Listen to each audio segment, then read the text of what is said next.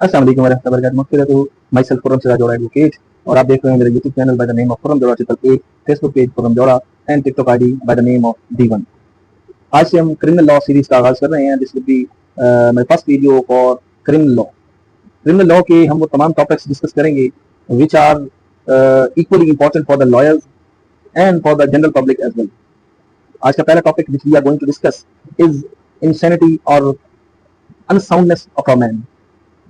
आमतौर पर देखा जाता है कि कुछ अफराद जराइम करके अदालत में ये प्ली लेते हैं कि they were not capable of knowing that the crime, that the act was actually illegal। मुल्ज़िमान ये कहते हैं कि जनाब हमें इल्म नहीं था, हम होशो हवास में नहीं थे, हम ज़हनी तौर पे इस काबिल नहीं थे कि हम इस अमल को, इस फेल को समझ सकें, जान सकें कि ये कानून में क्या गलत है या नहीं। तो दो चीज़ें आती हैं क्रिमिनल लिटिगेशन में, one is the insanity and the second is unsoundness of mind. तो सवाल ये उठता है कि अनसाउंडनेस ऑफ माइंड और इंसैनिटी, क्या ये दोनों एक ही चीज के नाम है?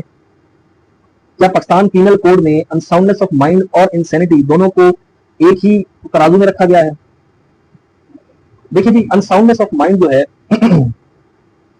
ये एक लीगल कंसेप्ट है क्रिमिनल लॉ में। हमारे क्रिमिनल लॉ में, पाकिस्तान पीनल कोड में दफा 84 section 84 of Pakistan penal code, उसमें कहीं भी इंसैनिटी वर्ड का इस्तेमाल नहीं हुआ। हमेशा अगर वहां पे इस्तेमाल अगर वर्ड हुआ है तो वहां पे हुआ है अनसाउंडनेस ऑफ माइंड। और जो लीगल इंक्वायरी होती है the extent of unsoundness mind और इंसैनिटी, वहां यह देखा जाता है कि उस फेल को, उस जुर्म को सरअंजाम देते वक्त क्या वो शख्स इस काबिल था कि वो ये जान सके कि जो एक्ट, जो काम वो कर रहा है उसकी नेचर क्या है, या ये जानता हो कि वो जो एक्ट, वो जो फेल कर रहा है ये गलत है या सही है, या वो ये जान पाता हो कि वो जो फेल, जो एक्ट कर रहा है ये इस मुल्क, इस रियासत के कानून के खिलाफ है। लीगल इंक्वायरी इस चीज का पता लगाती है। अब जो इंसैनिटी है ये एक लीगल टर्म नहीं है, this is totally a medical term, या आप कह सकते हैं साइकियाट्रिक कंसेप्ट आप इसे कह सकते हैं। उस आदमी को हम इनसेन कह सकते हैं या इंसैनिटी का शिकार कह सकते हैं जो मेडिकल इलनेस का शिकार हो, लेकिन फिर भी वो कानून की पकड़ से बच नहीं पाता सेक्शन 84 के तहत। और क्यों? वजह यह है कि हर इनसेन पर्सन नहीं डिजर्व करता कि उसे हम अनसाउंड माइंड करार दें कानूनी तौर पे, ताकि वो जो जुर्म की जिम्मेदारी है, क्रिमिनल रिस्पॉन्सिबिलिटी है, वो उससे बच सके। मिसाल के तौर पर एक आदमी है जो शिज़ोफ्रेनिया के मर्ज का शिकार है और मतलब उसे समझ है कि वो क्या कर रहा है और क्या करना चाहिए और क्या गलत है। वो मेडिकली तो इनसेन करार दिया जा सकता है, लेकिन वो इस डिफेंस को लेकर अदालत में नहीं जा सकता, इसकी वजह से वो बरी नहीं हो सकता जब तक वो इसकी कुछ शराइत पूरी ना कर सके। वो कौन सी शराइत है कि at the time of act उस पर क्या उसका किरदार था, उसे मालूम ना हो कि कानून तौर पर गलत है या सही है। अब इसको प्रूव, इंसैनिटी को प्रूव कैसे किया जाता है? कानूनी शहादत ऑर्डर का आर्टिकल 121 है जो हमें बताता है कि when an accused person claims the benefit of a general exception including section 84 PPC, the burden is on the accused to prove circumstances bringing his case within that exception। Article 121 हमें बताता है कि कोई भी मुल्ज़िम जब अदालत में ये प्ली लेता है कि जनाब I was not in my conscious, I was not sound mind at the time of committing that crime, तो उसको प्रूव उसी बंदे ने करना है जो कह रहा है कि मैं तो बीमार था, ज़हनी तौर पे होश-ओ-हवास में नहीं था। ये जिम्मेदारी उसी की है। और इसमें एक लचक कानून ने दी है कि बियॉन्ड रीजनेबल डाउट उसने प्रूव नहीं करना, उसने सतही तौर पर अदालत के सामने वो तमाम शवाहिद रखने हैं जिससे साबित होगा कि at the time of committing that crime he was definitely incapable of performing that act. वो जुर्म करने के काबिल नहीं था उस वक्त, ये प्रूव करना है इसमें। और सेक्शन 84 में जो है एक टेस्ट भी बताया गया है, ये बाकायदा इनहेरिटेड है इंग्लैंड के कानून से, और इसे कहते हैं एम नॉर्टन रूल।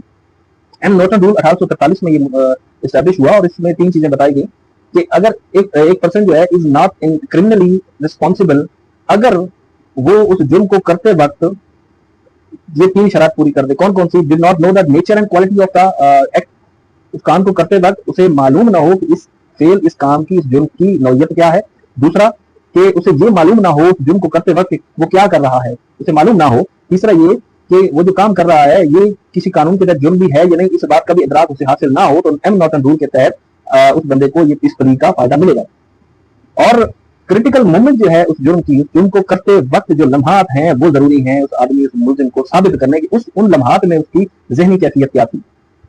अदालत कैसे देखती है, वो कुछ चीजें हैं, कुछ एलिमेंट्स हैं जिनको देखकर, जिनको जांच परख कर अदालत उस प्ली को उस मुलजिम के हक में या उसके खिलाफ इस्तेमाल कर सकती है। मिसाल के तौर पर प्रीवियस मेडिकल हिस्ट्री अगर मुलजिम या उसके जो पैरोकार हैं वो पेश कर देते हैं, जैसे साइकेट्रिक ट्रीटमेंट का हो, क्लिनिकल एडमिशन उसका हो, हॉस्पिटल एडमिशन जो उसके रसीदात हो वो पेश कर दें, या कोई मेडिकल सर्टिफिकेट्स हो उसके, या उसकी मेंटल इलनेस की हिस्ट्री अगर वो डॉक्यूमेंटेशन की सूरत में पेश कर दें तो ये एक अच्छा सबूत होगा। या उस वकूए से पहले के उसके कंडक्ट, उसके तौर तरीके वो बतौर सबूत अगर पेश कर दे, जैसे अगर प्रोसिक्यूशन पेश कर देती है जनाब वकूए से पहले ही हैज अ स्ट्रेंज और इररेशनल बिहेवियर, या ही हैज डिल्यूजन, या हेलुसिनेशन इसको आती थी, या एबनॉर्मल कंडक्ट इसका था, तो ये तमाम चीजें अदालत ने देखनी है, उसके बाद ही फैसला करना है। उसके बाद ड्यूरिंग द अकरेंस क्या कंडक्ट था उस मुलजिम का, कि whether the act appeared purposeful और इररेशनल, क्या इस आदमी ने जो काम किया ये बाकायदा किसी मकसद के तहत, नीयत के तहत ये करने आया था, या क्या इसको समझ थी कि ये काम करते हुए कि जनाब ये काम गलत कर रहा हूं। ये तमाम चीजें जो है अदालत देखेगी। फिर सबसे इंपॉर्टेंट,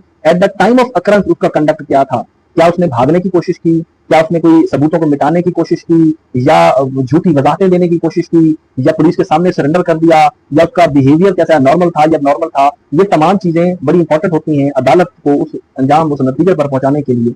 इसके अलावा जो टेस्टिमनीज हैं, विटनेसेस हैं, फैमिली टेस्टिमनी है वो आ सकती है, फैमिली वाले बता सकते हैं कि yes he has some kind of medical illness problem, या उसके हमसाए बता सकते हैं नेबरहुड के, या मेडिकल एक्सपर्ट को बुलवाया जा सकता है। तो ये तमाम चीजें जो हैं ये फायदा मंद होती हैं अदालत के लिए कि वो किसी नतीजे पर पहुंचे कि whether the accused who has raised a plea of unsound mind is good, is correct और नॉट। तो बेसिकली जो मैं मुख्तसरन रिपीट कर देता हूँ कि जो अनसाउंडनेस ऑफ माइंड है this is totally a legal concept, और जबकि इंसेनिटी का जो कंसेप्ट है ये मेडिकली एक टर्म है, और इंसेनिटी को कहीं भी इस्तेमाल नहीं किया गया पाकिस्तान पीनल कोड में। हमेशा अगर इंसेनिटी को समझाया गया है, बताया गया है इंसेनिटी के बारे में, तो वो अनसाउंडनेस ऑफ माइंड के वर्डिंग में बताया गया है। तो इंशाल्लाह हम क्रिमिनल लॉ की सीरीज को आगे चलाएंगे, और I request to all of you please follow, subscribe my YouTube, Facebook and TikTok accounts so that you may have the more informative videos ahead. तो आज के लिए इतना ही, नेक्स्ट डिस्कशन के साथ आपके सामने हाजिर होंगे। Stay in touch, be in touch, God bless you, Allah.